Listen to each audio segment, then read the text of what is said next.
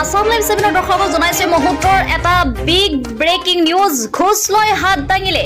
আৰু এজন চৰকাৰী বিষয়া হয় আসাম লাইভ 7 দৰ্শকক জনাইছে মুহূৰ্তৰ আন এটা গুৰুত্বপূৰ্ণ খবৰ এক বিগ ব্ৰেকিং নিউজ এবাৰ ঘুষ লৈ হাত দাঙিলে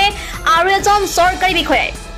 দুৰ্নীতি নিবাৰক আৰু তদাৰকী শাখাৰ অভিযানত হাতেলুতে ধৰা পৰে যোৰহাটৰ ঔষধ পৰিদৰ্শক তেজেন্দ্ৰ শইকীয়াই আৰু এজন লোকৰ পৰা বিভাগীয় কামৰ বাবে 4500 টকা উৎকোচ লৈ ধৰা পৰে বিষয়াগৰাকী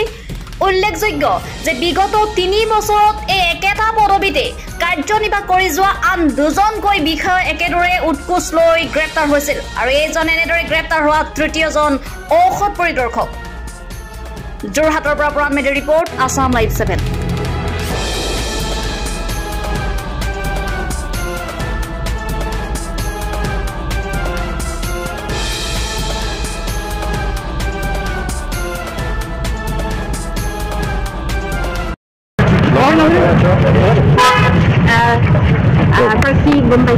কি গম পাইছে মানে গুৱাহাটীৰ পৰা আহিছে পুলিচ